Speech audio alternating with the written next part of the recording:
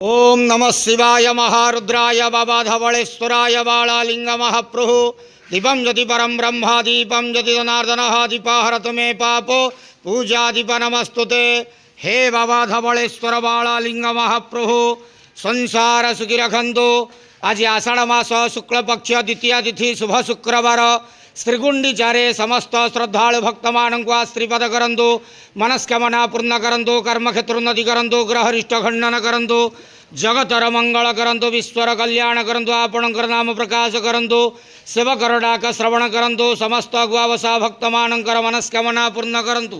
बाबा धवलेश्वराय बालालिंगाय नमः।